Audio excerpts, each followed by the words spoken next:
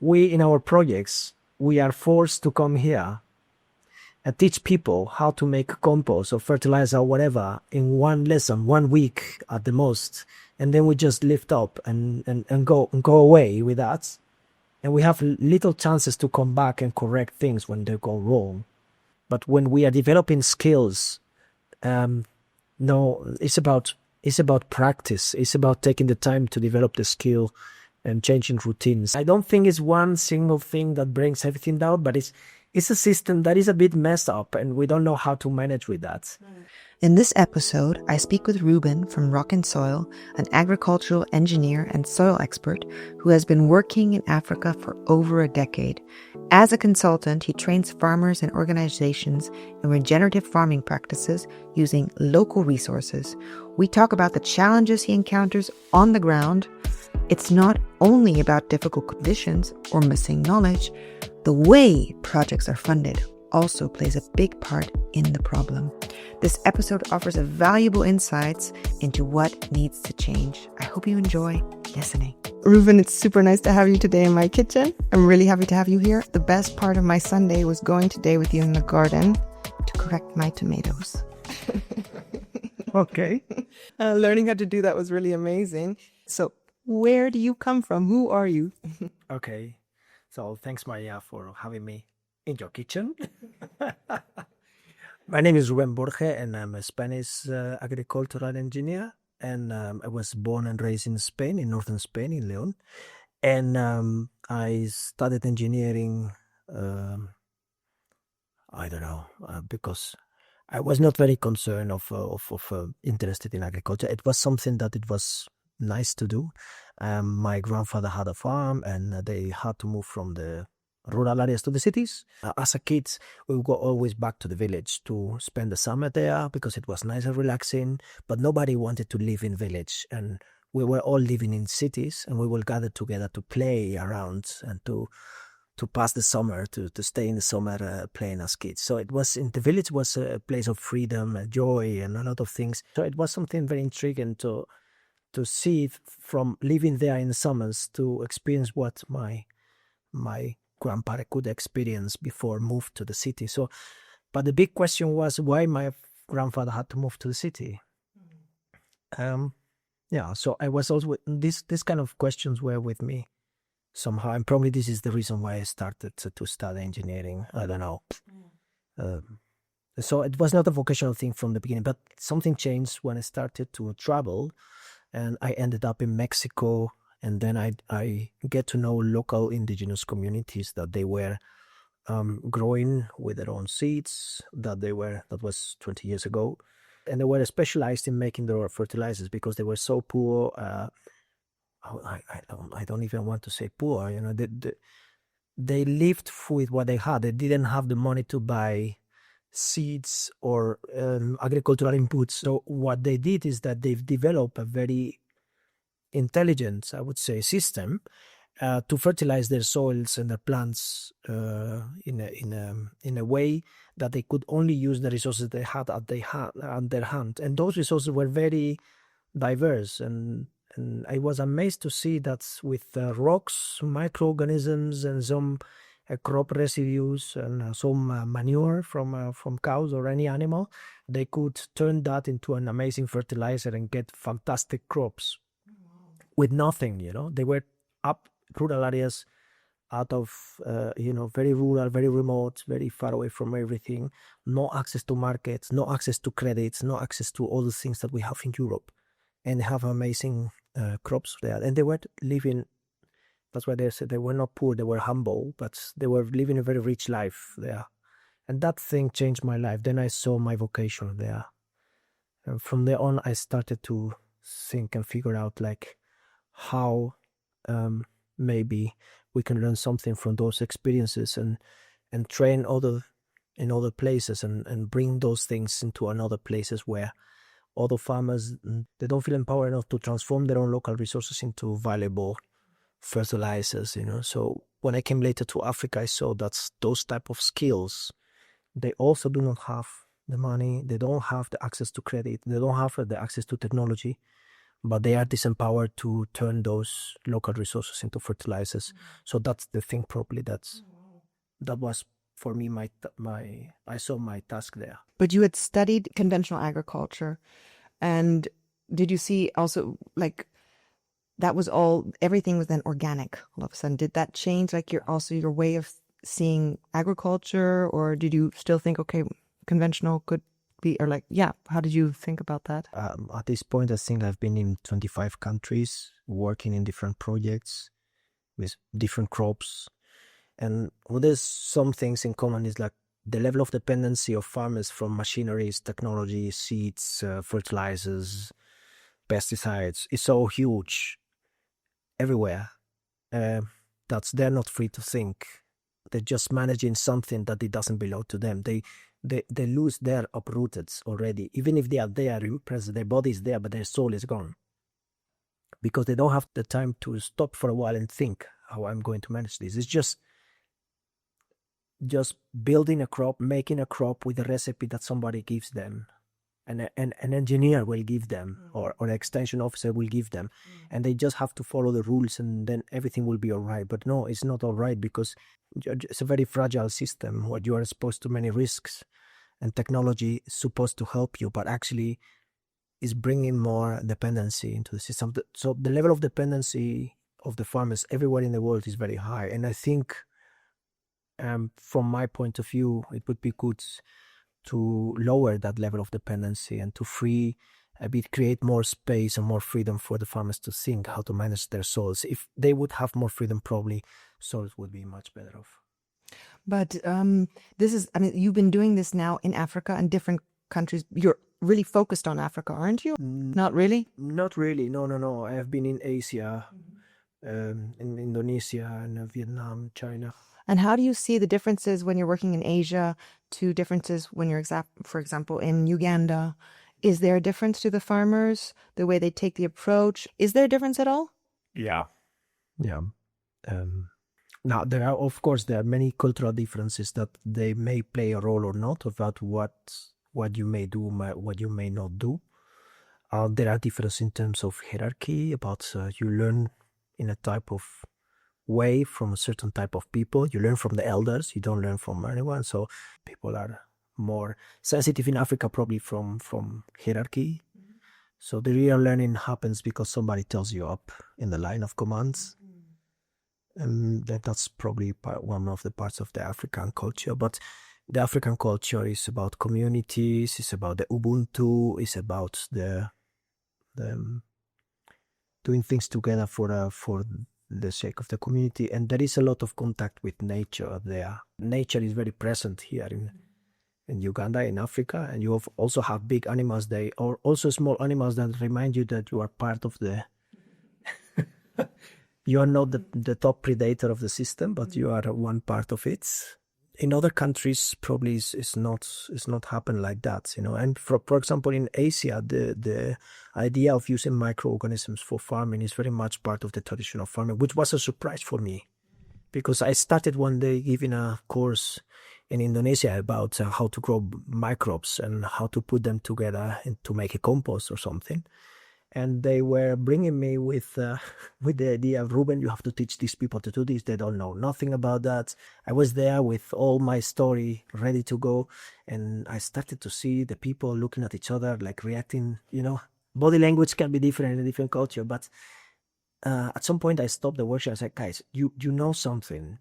Please tell me, are you familiar with this? There's something wrong here. I said, yeah, because we are doing this, and then it started to come many things, about traditional methods of growing microorganisms. And then I stopped the whole workshop, and then everybody, I put pieces of paper, and everybody started to create a marketplace where people were sharing recipes local from their own elders about how to reproduce microorganisms, how to make those microorganisms dissolve, break down organic matter, create fantastic compost or liquid fertilizers and biostimulants. And they will have a specific herbs where they would go to the soil or to specific plant parts of the plants, and they will I would not say isolate, but they will just grow the microbes there to do their own ferments. So it came in to me very I don't know, as a surprise that these communities, they had already in their culture a very sophisticated form of making their own farm inputs. Wow. I think you work in Kenya, Tanzania, Ethiopia, Uganda. I'm sure that's not always the case. That you come somewhere and people know about microorganisms in the soil, that they can right away take certain herbs and put them together and say, let's ferment them and use them as a fertilizer. How is it here? I think the knowledge about plants and the knowledge about microorganisms is in a black box and is only accessible for a certain witchers or wizards and things like that. So a few people know about that. And I think it's a lot of mystery and a lot of treasures also hidden in the use of medicinal plants. And I don't know if it has roots with different types of tribal knowledge and different tribal knowledge competing with each other, or also religious things. Colonialism can play a role also on that, like all these things has to go hidden because they were part of another culture that is now less into the top, and where so things here are hidden. And I'm surprised that when we are talking with woman groups about cooking or fermenting porridges, or we were talking about banana beer or maize beer, all these fermented drinks, they are there, but somehow are hidden. And somehow it's not popular, it's not on the streets. People, they hide here to go to these places where they drink these fermented things. And even sometimes they know that they are fermenting, but they are not aware about the process of that. And also about the benefits, I think, about the health benefits that there is with fermentation, I can imagine. Exactly, yeah. They're not aware about that. I once spoke to someone at an institution and he said, we here in Africa, he said, but of course in this case it was in Uganda, he said, we're not good at telling stories. So basically the elders haven't written down the stories that they're the information, the recipes, maybe even the farming techniques they've just passed it down through word of mouth. And I believe that's also one of the reasons why a lot of things have just gone forgotten, because people have not been writing it down. And then the big companies come in, they bring in their stuff, they come in with their fancy suit, and the farmer feels like inferior and believes, okay, this must be the right thing to do.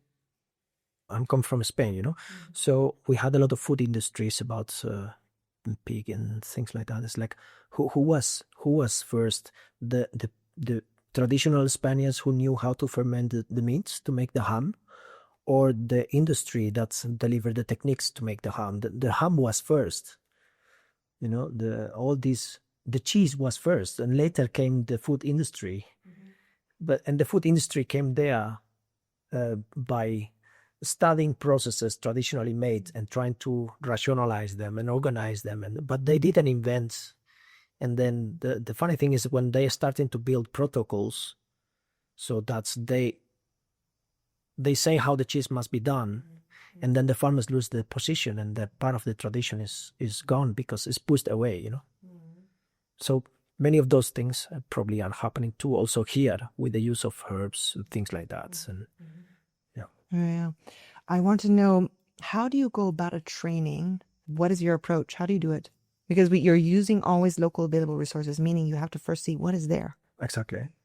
It's a kind of iterative process where you decide, okay, these are the main resources, these are the main crops, and these are the soils that we have to deal with. This is the state of the soils, the fertility state of the soils that we will have to deal with.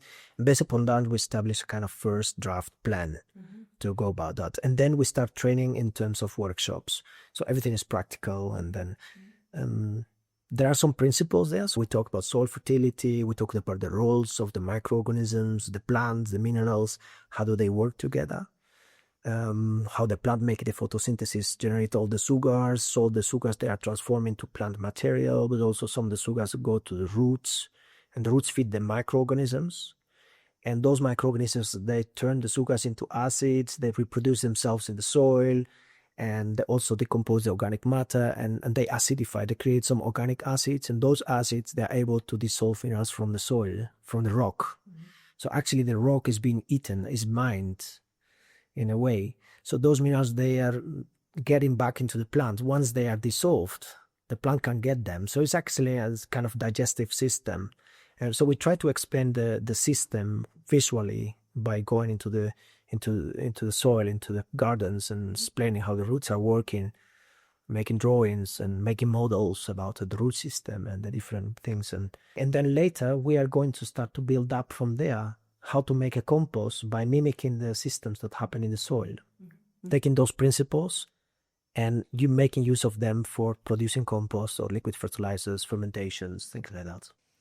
Where you mentioned compost, when we work together with schools, for example, we try to compost. The first thing we realize when we come to a school, there's hardly any fertilizers, there's available, there's a lot of garbage laying around, and the teachers are often using chemicals because it's the easiest, and there's a lot of space, but there's no tools, but there's also the knowledge is missing.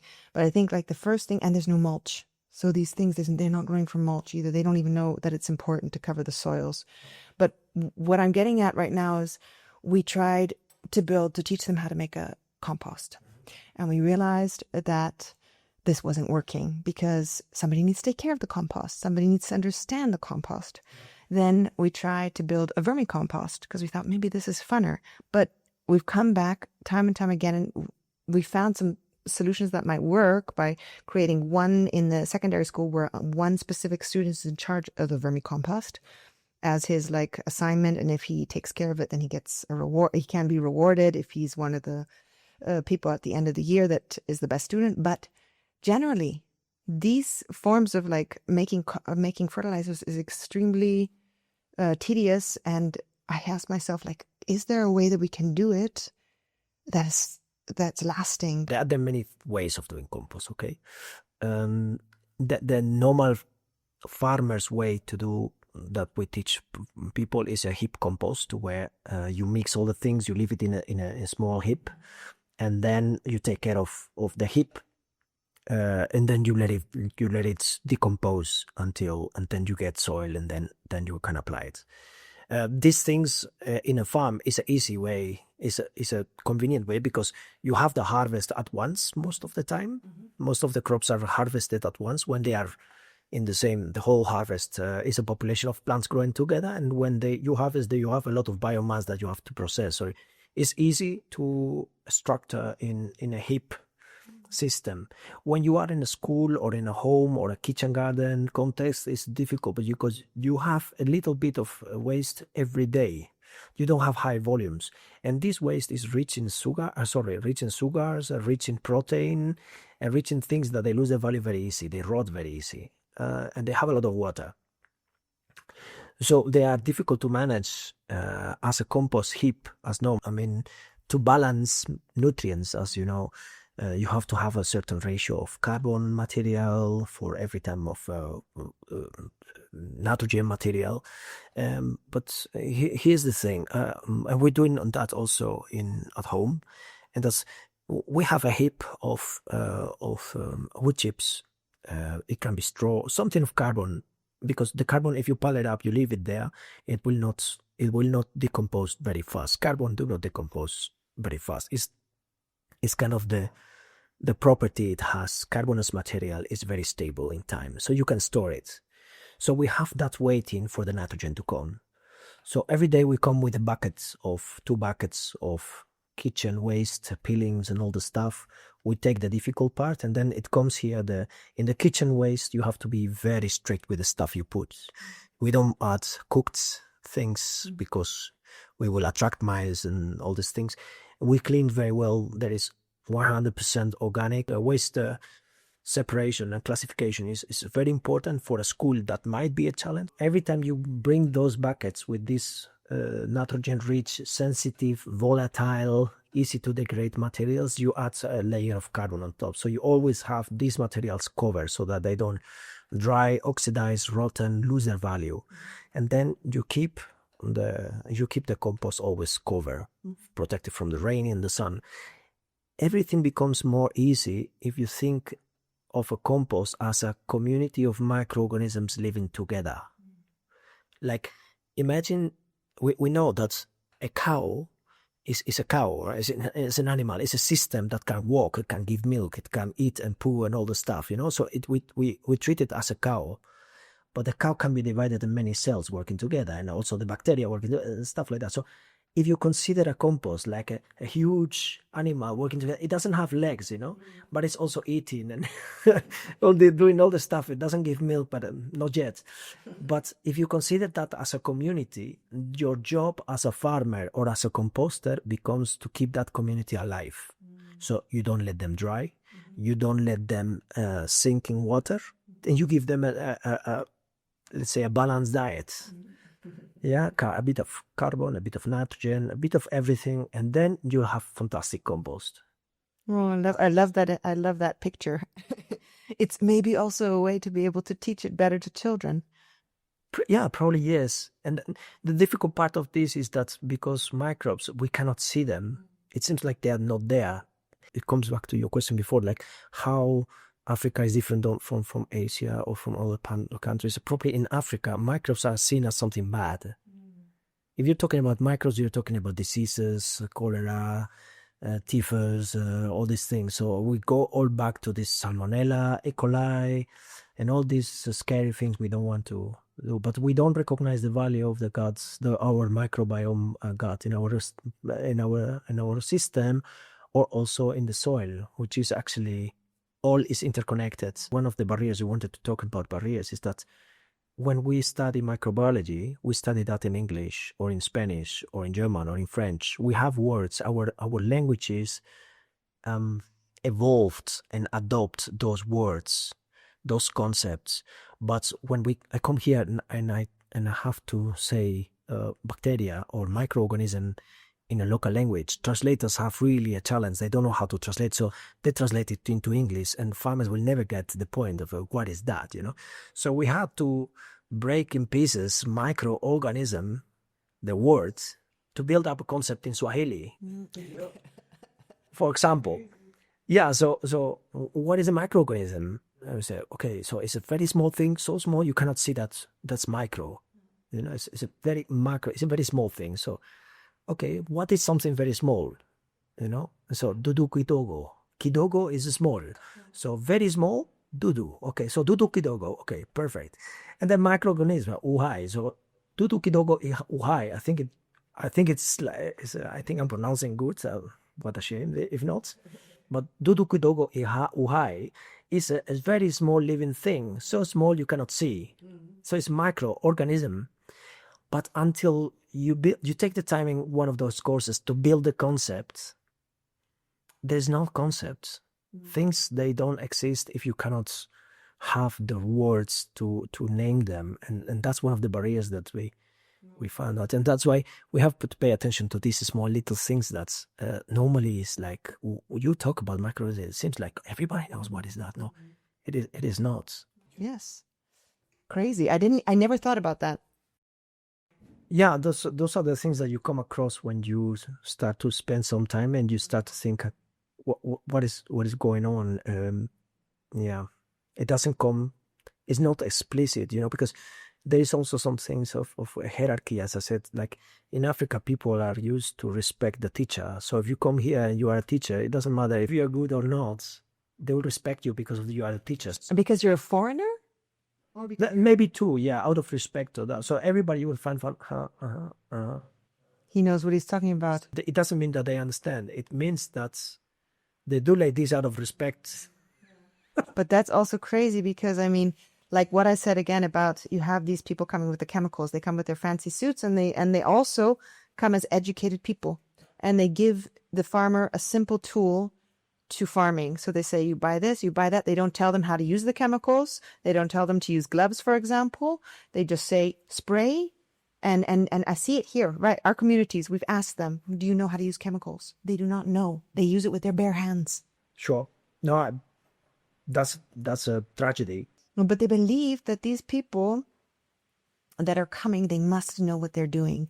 So they abandon this is what we're seeing. They abandon their local seeds. They abandon the seeds their grandparents used to grow. Instead, they take these seeds from outside that need chemicals, that have a whole value chain connected with them, and they start using it. And then they ask themselves, even when we're talking to the community, they're saying, they stand up and they say, why do we have cancer? Why are we having struggling with all these problems? People, we need to go back to our original foods. They know it. But going back now is really hard because there's not really anybody to show them how they can. Are these things also that you sometimes encounter? Yeah, in different ways and forms. I remember we had a mission in India. It was very interesting to see that the farmers that they are close to the main roads. They have more access to seeds and fertilizers. They are less likely to use organic and reuse their own waste and stuff. So you find out that there is no nutrient recovery from those farms. And in the areas, the remote areas where there is less access to the markets, and there is a physical barrier for the market to reach them, and there is also a physical barrier for the farmers to go there, to go to the main road or the big markets, and then you see much more organic practices happening in nutrient recovery, and the system is more clean. The soils are more clean. Interesting.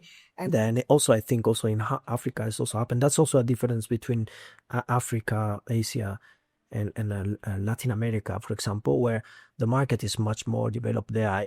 Even in remote rural areas in America, you may have a shop with full display of all the products that you have. You may not have the money to buy them, but they are there, so the farmers have access to those things.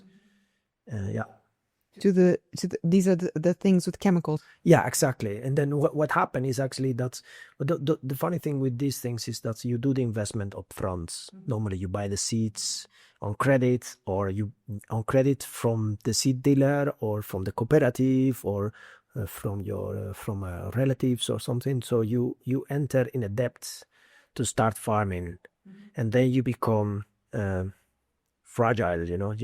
Then you're not free anymore. You have to repay the debt.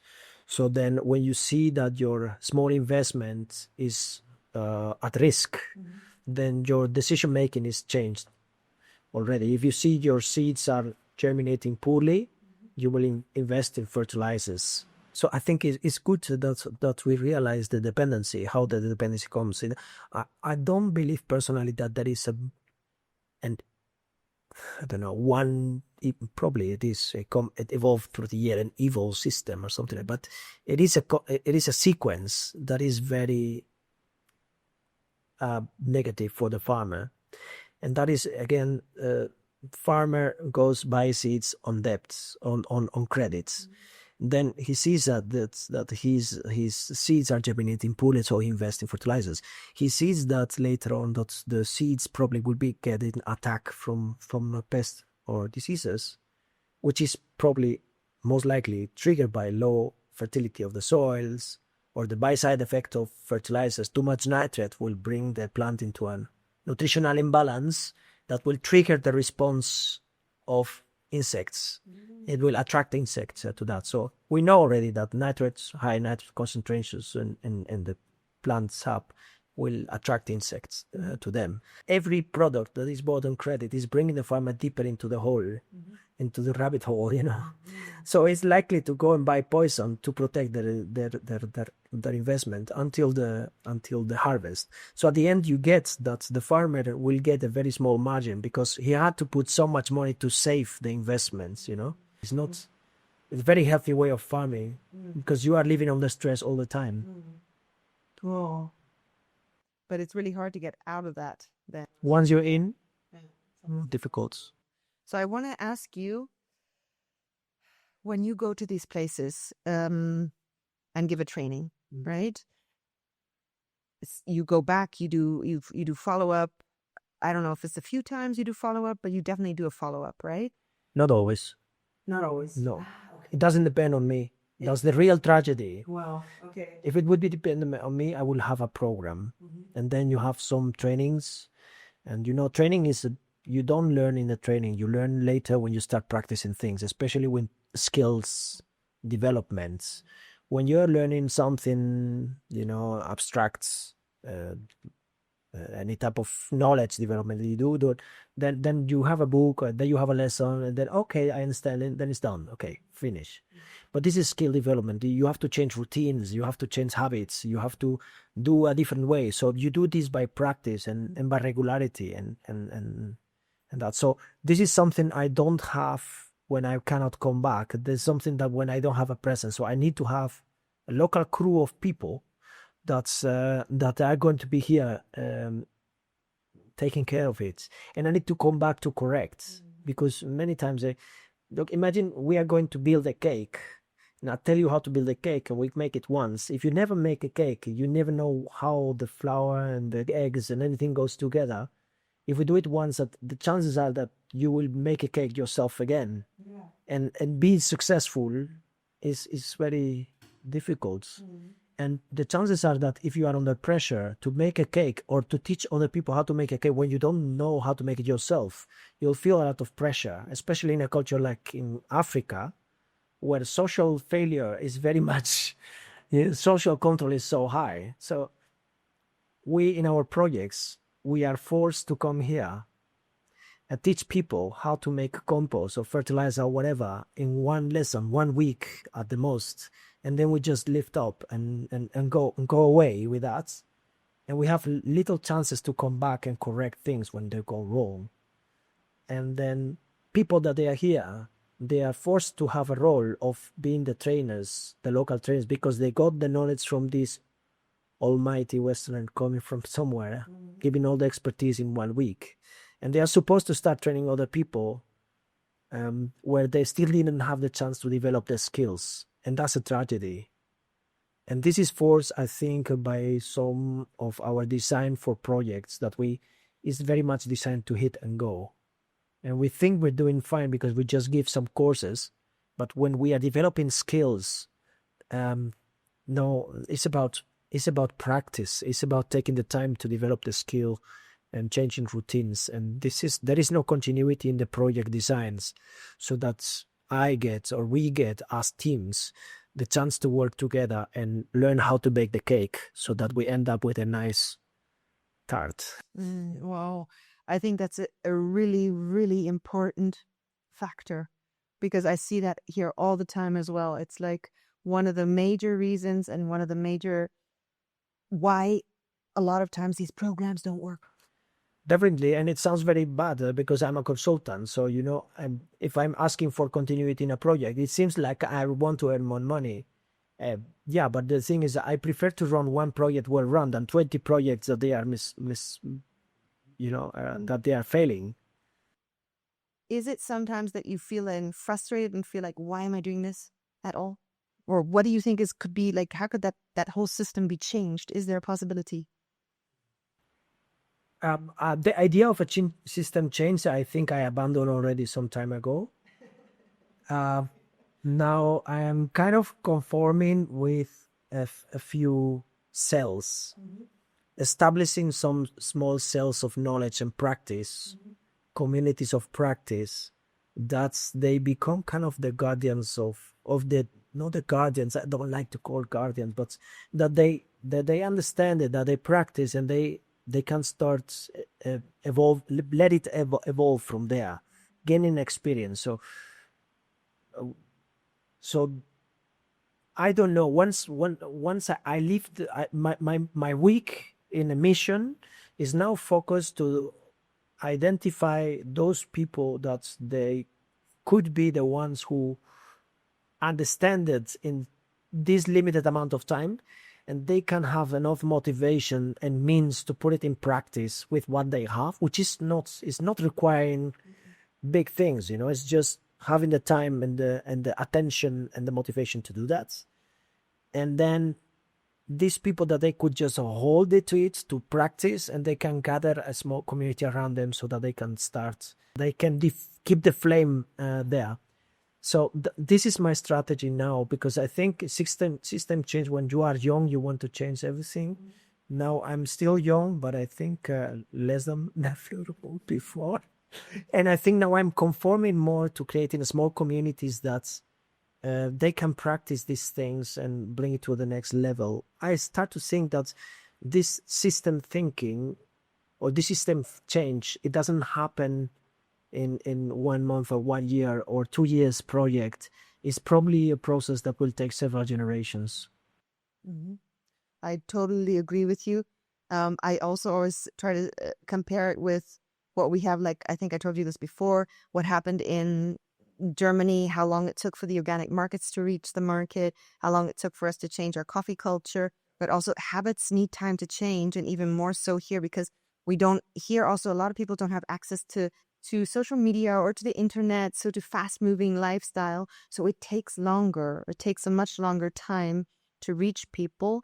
But I think also it's a really important point, but you said that the flame needs to be here. Does that ever happen that you come somewhere and you think these people don't want it? Exactly. So often. Yeah, I think from the side of the, when you come to a training, there is this agenda of the donor and this agenda of the consultants in a way that, and every time everybody's trying to do their role. The donor is playing the donor and the consultant is playing the consultant, and the organizations that they are attending the training, they are playing the role of we are going to adopt this and we are going to listen to you and we are going to do the best we can so that you will not get any you will not get any frustration with me. We're going to implement everything, which is eventually not going to happen, and most of the cases is not going to happen. So but everybody's playing that at some point. It's very ridiculous situation. This, when you are in a context of a big of an environment, of a big meeting in a conference room, in a hotel, detached from everything. When you are moving into villages and you train directly into the farmers, the whole thing change. Then you get much more commitment. Then the physical barriers of access to materials. One plastic jerry can, it costs something like $1 or $2. For a family's big investments in those remote areas, they cannot afford to have that. One fermentation tank, this plastic with water, milk, sugars, and a bit of ash, and you're already producing fertilizer. With one tank, you can fertilize 1 hectare. 1 hectare. And so it is not a big thing, but for some people, getting that jerry can is impossible. And then we can discuss, because farmers, they are lazy or they don't want to invest. Well, they are real barriers, and I think we should not take it for, we should not take it light. They are there, But on the other side, there is also a vicious system by which small, like, let's say, local organizations, they send their people to the trainings, and they just want to show that they are attending to the training to get access to networks and things like that by attending to the trainings. But then the level of implementation of the things that they have been said in the trainings is very low, very poor, and it's very frustrating, And on the side of the consultants, you want to see that you have big things to bring on the table, big concepts that they are applicable, that they are appropriate. That is a technology that can be appropriate, and you are selling technology that is appropriated. But what if your counterparts cannot take it, And what is if it is not appropriate? What if they don't need it? If they don't ask for that, And you are bringing that, and the donor also, they know already, they know what is needed there and what they need to influence. But we were talking before, like, imagine that we would have an African organization bringing someone into our country, giving us courses about how we should manage, I don't know, religion, We'll be a bit pissed off to the very least, no?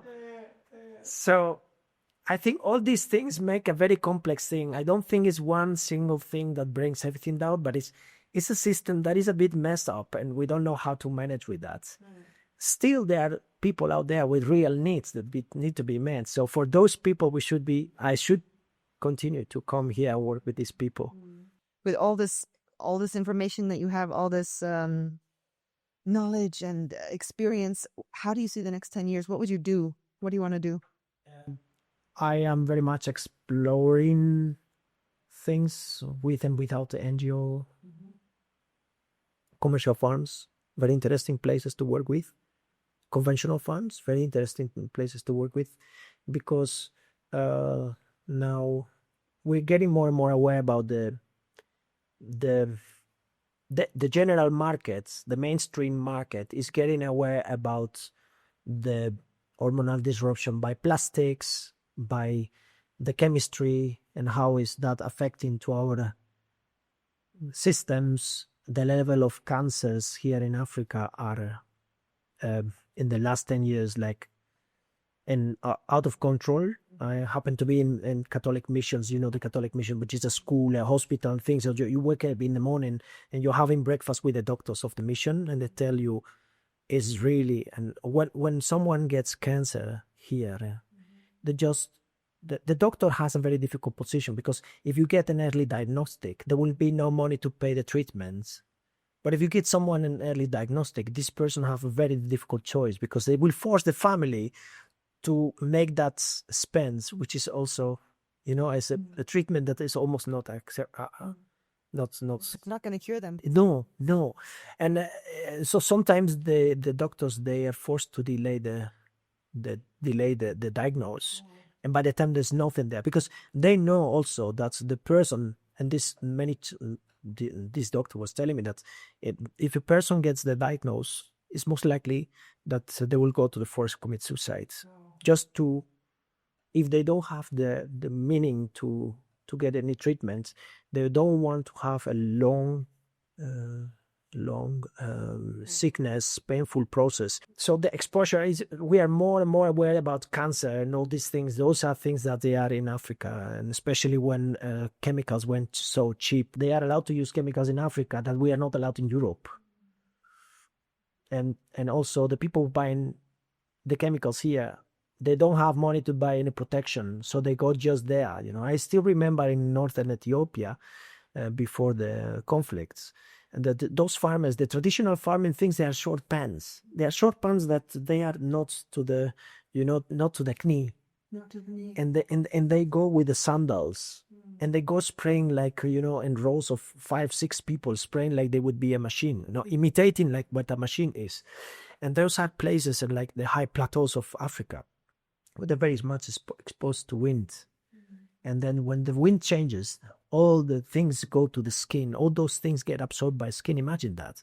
I remember in Tanzania or Congo, children playing with bottles of pesticides. They made their cars with that.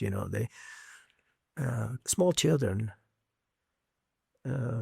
So this is the level of exposition to chemicals that the new generation farmers are getting, and the level of throat cancer, breast cancer is rising a lot here, and it's terrible to hear.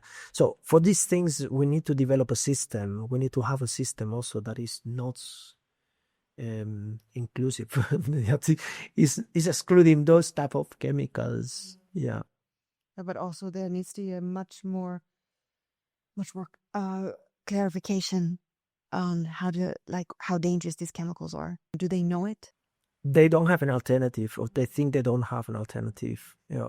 It's like, this is what we have to do because this is what it is. And then when you plow lands in Europe, in a cold climate, when you plow the land, you are just helping the organic matter to break down.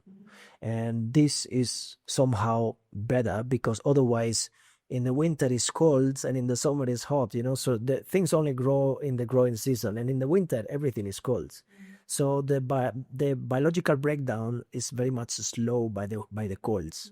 So what you do is you plow the soil to somehow speed up the decomposition of the things. But in the tropics, if you come and plow, then you speed up a system that is already going on fifth gear. So after several years of plowing, the soil organic matter is depleted and there is no nutrients in the soil. So the soils are terrible to work with. Is it? Yeah, they are. And they have a fantastic capacity to recover when practices are there and you're working with organic matter, mulching and things like that. But the practices we are teaching, the plowing, is not helping, especially here, because once you get the organic matter out, the capacity to retain water, the capacity to retain nutrients, it was just raining. When here it rains like crazy. Everything was washed away. If you don't have soil cover, if you don't have organic matter in the soil, everything flush away. When you put even your chemical fertilizer, it's going to dissolve in the water and take it to the next stream. When you start with the training, and you start explaining that you need to cover the soil, is this like for them, like, why do I need to cover the soil? Do they understand that? Is like something new? So most of these classes are done based on models and experiential. So they see that now at the level of the day-to-day basis and the how do we make it, how do we get the biomass, things get complicated. Also because they think we should take out of all the weeds are an enemy, we should take them out. And I see the weeds as a source of biomass. If you are mulching, you need biomass. If you are pulling all the weeds, where is your biomass coming from? Just let the weeds grow, and when before they become a problem, you just lost them and you have enough biomass. Most of the times that's enough to keep the system. If you uproot them, then you are limiting the capacity of more biomass to be produced. If you cut them and bring it down, you still leave the roots in the ground, which will eventually decompose and become compost. So it softens the soil, it decompacts that. The soil is the better than the soil decompact. Wow, thank you. I learned this now. Another thing, tomatoes this morning, and now the weeding. So I'm always taking out the weeds. I'm always taking out the roots and like taking away the soil and then putting it on top, using it as a green mulch, basically. But I should just cut it and leave the roots in the soil and just take the actual weed and put it on top. Yeah, and that's for most of cases. When you have like some kind of weeds that they could really be very invasive and they are really competing, covering everything, you can see those type of, or they are poisonous or dangerous for a kid, then you can uproot them. And then you are selecting but you need to manage those things. And that's the thing is, knowledge helps you to manage a system, and it takes some time. I could talk to you for super long, but I don't know how long the listener has time to listen. But I really want to have you back here someday. I hope we can see you again at BODY&SOIL in Rousset, because I think your input is just so amazing and powerful. And it can really, really, if we work together, we could, I would like move a lot of things, I think. So thank you so much for being here with me in my kitchen. And thank you so much for bringing me here into your kitchen. And it has been a pleasure. Thanks so much. Really great. Thank you.